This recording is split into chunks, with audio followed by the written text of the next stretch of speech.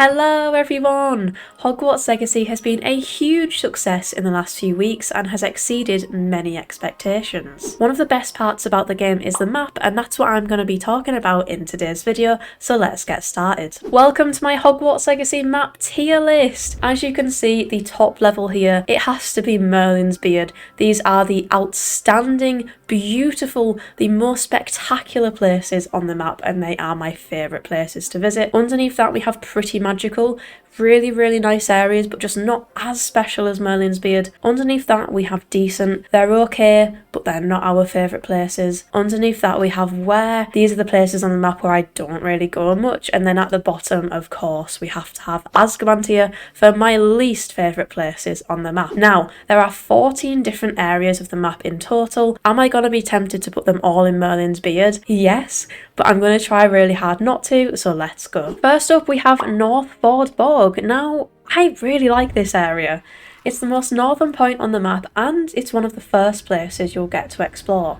It has one hamlet called Pitterpon and guys, I absolutely love this hamlet so much. It's my favourite hamlet in the whole entire game. It's so picturesque with the waterfall, green grass and pink trees. I think it's so beautiful and authentic looking. I genuinely would live here.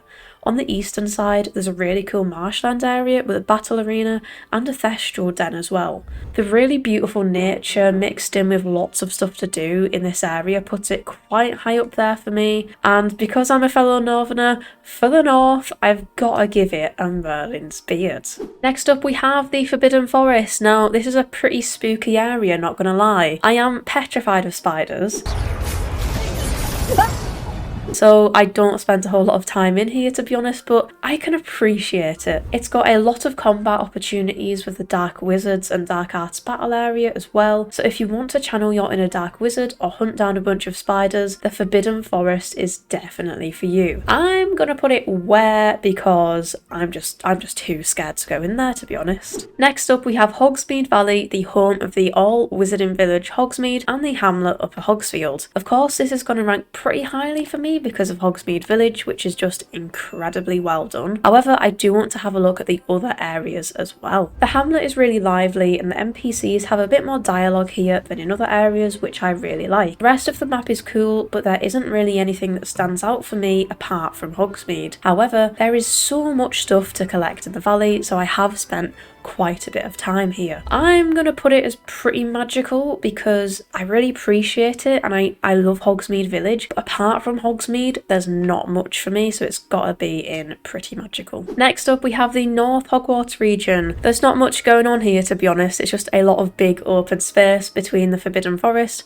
Hogsmeade and Hogwarts Castle itself. There's a few points of interest, one of which is a big bandit camp. There's a lot of trees, a river which I like, but nothing else. I might have to put it in Where. I feel so mean, but there's just not enough to keep me coming back here. I'm going to put it before Forbidden Forest because Forbidden Forest is just way too scary for me. So North Hogwarts region is a Where. South Hogwarts region is mega huge and I love it because it's home to Hogwarts Castle itself. There's also the Quidditch grounds, the Black Lake and Hogsmeade train station here, and I'm just in love with it, to be honest. Some of the best views of the game are here and I always find myself coming back to it. It has two hamlets. I love Aranshire, it's so cosy and overlooks the castle, but beware of the quest here called the Tangled Web. It's full of spiders. The second hamlet, Lower Hogsfield, is tiny but picturesque as well.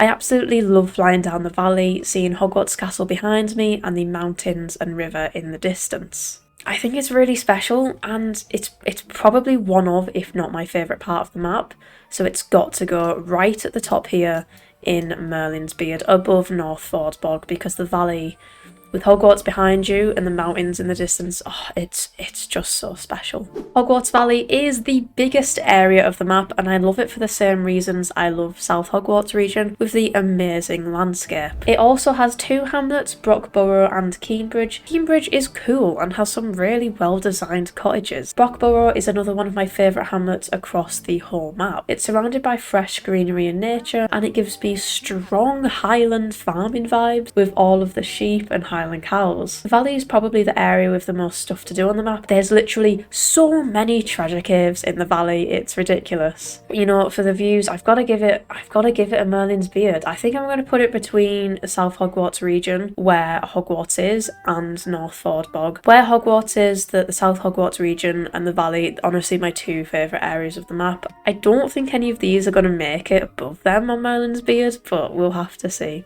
Next up is Feldcroft region, the home of our somewhat controversial friend Sebastian Sallow. Now this is where we start to see the coastline, and I've got to say it's really nice. I really like the views in Feldcroft region, especially as we've still got a lot of greenery here as well. Now Feldcroft is an important area for Sebastian's quest, and I did become mildly attached to it. Feldcroft is the backdrop of a quest that pulls on your heartstrings, so I am quite fond of this area of the map. Its other hamlet, Irondale, is pretty magical, so I think I'm going to have to put it here.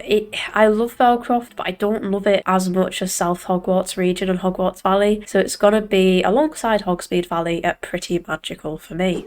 Moving on to the second smallest area of the map, it's South Sea Bog. This is literally just a tiny marshland area with a lot of dug bogs and not much else. There's a handful of Merlin trials and treasure chests, but that's it. I only really went here to complete the field guide.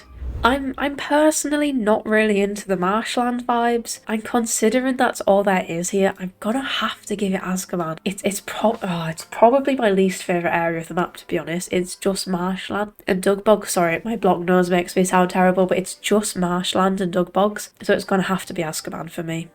At number 9, we have the smallest area of Hogwarts Legacy's map, which is Coastal Cavern. Now, this is literally just the goblin tunnel you need to pass through to get to the southern part of the map. Now, based on this information, I'd give it Azkaban because I've already cleared out the goblins, so let's be honest, I'm not really going to go back there. But it does have the biggest waterfall in the game, and there's no Merlin trials here. This is the only area of the map which has no Merlin trials. That makes me a fan. And the waterfall is very, very cool. For that reason, I'm going to give it Where, again above Forbidden Forest, but below North Hogwarts region. I don't go there, I've already gone through that tunnel, but it's got a pretty cool waterfall. Okay, number 10 is Poidsea Coast. I'm just going to tell you guys straight away, I love it. Now we're starting to get to the southern part of the map here, and I really like the fresh aesthetics of southern coastline. It's quite different to the northern parts of the map. There's no hamlets here, just pure nature that you can soak in. What I love about Poidsea Coast is all of the ruins. It really adds a historical feel to the area, and it just makes the magical world look really real and lived in. I think this was the place I found quite a nice beach, then a huge skeleton in the water, which was really cool. Because of all the adventuring you can do here, I'm going to give it Merlin's Beard. I absolutely love Poidsea Coast. It's so fantastic with all the ruins and the nature. I could just wander around in Poidsea Coast for ages and be happy. So that is Merlin's Beard for me. Next is Marunweem Lake. Now the name kind of explains itself here. It's a cliffy area with a big lake in the middle. Marunweem Hamlet is lovely and has some really well designed cottages which I really like. To the east of the lake there's a few mines with lots of goblins you can fight, and there's quite a few dug bogs in this area too. For me, there's nothing stands out here. You know, it's a nice medium area of the map. It's got nice, relaxing coastal vibes. It's decent. It's not amazing. It's not rubbish. It's decent. Number 12 is Manor Cape. We've got some pretty rugged coastline here, and this part of the map actually looks like a fish. I don't know if they did this on purpose or not, but it's pretty cool either way. Manor Cape has some of the best views of the ocean in this game, and it's just beautiful. The huge cliff structures give it a big presence, and I love that the land is surrounded by water on both sides. I'm not a huge fan of its hamlet Bane, but they do have these pretty kites.